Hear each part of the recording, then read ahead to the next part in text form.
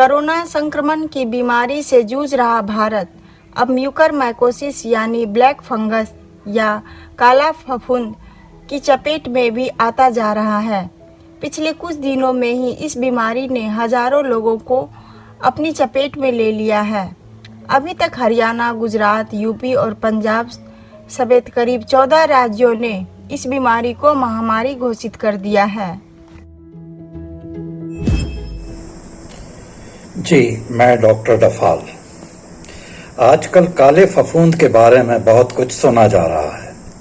किसी को कोरोना हुआ, वो अस्पताल में भर्ती हुए, नहीं हुए, ऑक्सीजन लगी, नहीं लगी, रेमडेसिविर लगा, नहीं लगा, उन्होंने डेकोड्रॉन या मिथाइल प्रेडनिसोलोन लिया, नहीं लिया, मगर जब आदमी कोरोना से रिकवर हो जाता है तो एक बीमारी कुछ प्रतिशत लोगों में देखने आ रही है और वह है काले फफूंद की बीमारी।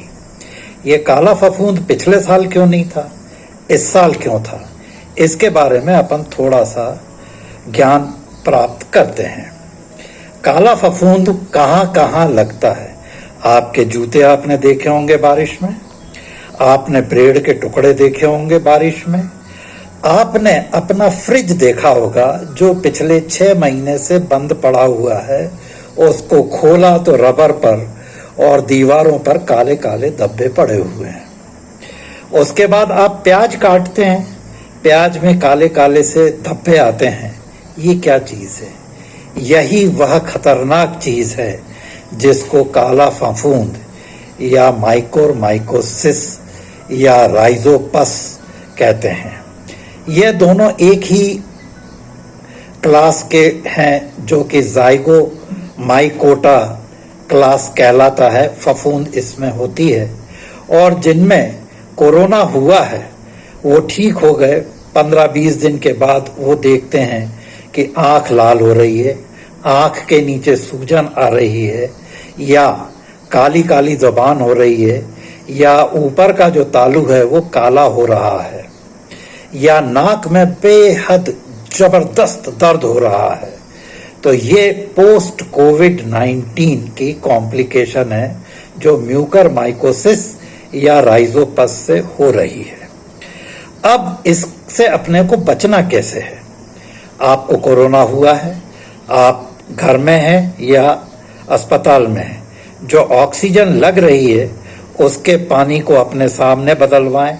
आप डॉक्टर से कहें कि वह पानी आरओ का हो या उसमें फिटकरी घोलकर रखी जाए, जिससे कि ये काले फफूंद के जो स्पोर्स हैं वो वहीं पर एब्जॉर्ब हो जाएं इस फिटकरी के घोल में। आप जो भी मंजन करते हैं उसमें हमें यह कहना है कि आप फिटकरी और नमक के मिश्रण से अपना दांत मांजें। आप नीम का दातून करें। नीम की टहनी को आप पहले अच्छी तरह से चबा लें। जब वो बिल्कुल सॉफ्ट हो जाए तब आप दांतों को और मसूड़ों को उससे मंजन करें। दूसरी चीज़, आप अगर हल्दी और नमक से भी मंजन करेंगे तो भी आप ये ज़ाइगोमाइकोटा के जो 2 महानुभाव हैं, म्यूकरमाइकोसिस और राइजोपस, इससे भी आप अपनी नाक, आँख, तालू और ज़बान को बचा सकते हैं। अब अगर यह आ जाता है और शुरुआती लक्षण हैं तो आप सिर्फ एक काम करिए कि फिटकरी के गोल से गरारे करें, फिटकरी और नमक से मंजन करें, नीम से मंजन करें, या नीम की जो निम्बोली आती है उसको पीस के उसका जो गूदा रहता है उससे मंजन करें, तो आप ये म्यूकरमाइकोसिस से बच सकते हैं। आप अपनी नाक में कोकोनट ऑयल, ये नारियल का तेल या सरसों का तेल दिन में 5-6 बार लगाएं, तो उससे भी आप इस काले फफूंद के स्पोर से बच सकते हैं। आपको अपना इम्यूनिटी बढ़ाना है, रोग प्रतिरोधक क्षमता, तो उसके लिए आप हाई प्रोटीन डाइट लें, प्लस कुछ न्यूट्रिएंट्स आते हैं, जैसे कि स्पाइरुलिना है, नोनी है, गैनोडर्मा है और फ्लैक्स ऑयल कैप्सूल है। इनको आप 2-2 कैप्सूल दिन में 2 बार सुबह शाम लें और अपनी इम्यूनिटी बढ़ाएं। अब अगर आपको कहीं पे भी काला सा हल्का सा धब्बा मिल रहा है तो आप उसको बीटाडीन सॉल्यूशन से 2-3 बार अच्छी तरह से धोएं। उसके बाद आप उसको कैंडिड सॉल्यूशन उस पर लगाएं और आप देखेंगे कि दूसरे या तीसरे दिन ये कैंडिड सॉल्यूशन और ये जो सॉल्यूशन था अपना बीटाडीन का, इससे वह काला धब्बा गायब हो गया है। अब आपको क्या लेना है? आप खाना अपना पूरा अच्छी तरह से लें। कुछ बाजार में न्यूट्रिएंट्स आते हैं, जैसे काम्बायोटिक कैप्सूल है, टॉक्स क्लीन कैप्सूल है, नीम कैप्सूल है, एलोवेरा कैप्सूल है और करक्यूमिन कैप्सूल है। इनको खाने के पहले आप 2-2 कैप्सूल्स ये न्यूट्रिएंट्स की लें सुबह और रात को। और एक आता है डिटॉक्स फूड पैच, उसको आप 5 दिन तक कंटिन्यूअस लगाएंगे तो आप ये देखेंगे कि ये काला फफूंद जो है मिट गया है और आपका जो जबड़ा कटने वाला था या नाक की हड्डी गलने वाली थी या आँख का जो स्ट्रक्चर था वो खराब हो रहा था या किन्हीं केसेस में आँख निकलने वाली थी, वह सब बच गया है। तो मेरा आप लोगों से यही निवेदन है कि आप नीम की दातून करें, फिटकरी और नमक से आप अच्छी तरह से अपने दांत को मांजें, हल्दी से और नमक से अपने दांत मांजें और फ्रिज की आप सफाई करें।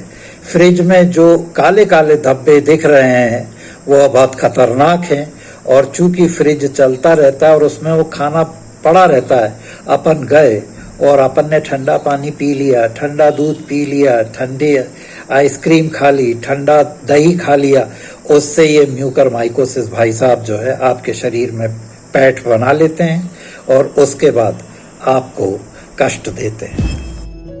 स्पाइरुलिना एक नेचुरल मल्टीविटामिन है जो इम्यूनिटी को बूस्ट रखता है। नोनी किसी भी तरह के इन्फेक्शन को बढ़ने से रोकता है, कैंसर सेल या खराब सेल्स को बढ़ने नहीं देता है, शरीर को बीमार होने से बचाता है।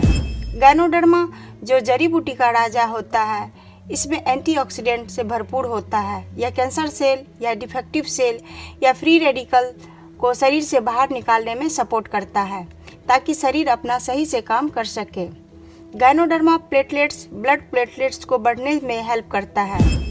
फ्लैक्स ऑयल यह हार्ट को सपोर्ट रखता है, ब्लड सर्कुलेशन को सही करता है, शुगर को मेंटेन रखता है। Neem antibacteria, anti fungal, anti microbial properties का होता है, इसलिए आप नीम को फ्लैक्स के साथ दिन में 1 बार जरूर लें। कॉम्बायोटिक्स एंड एलोवेरा यह पेट रिलेटेड हर प्रॉब्लम को दूर रखता है, पाचन शक्ति को स्ट्रॉन्ग करता है, कब्ज को दूर रखता है। जैसा कि माना गया है कि 90% बीमारी का रूट काउज हमारा स्टोमक ही है। सो फ्रेंड्स, अपने पाचन शक्ति को स्ट्रॉन्ग बनाएं। अगर आप किसी भी अनचाही बीमारी से परेशान हो रहे हैं तो टॉक्सिक क्लीन या फूड पैचेस जरूर यूज़ करें, क्योंकि यह हमारे खराब सेल्स, कैंसर सेल्स को शरीर से बाहर निकालने में मदद करता है और हमारे सेल्स को, जो हमारा सेल्स काम करता है, शरीर को एक्टिव रखता है ताकि वह अपना काम सही तरीके से कर सके।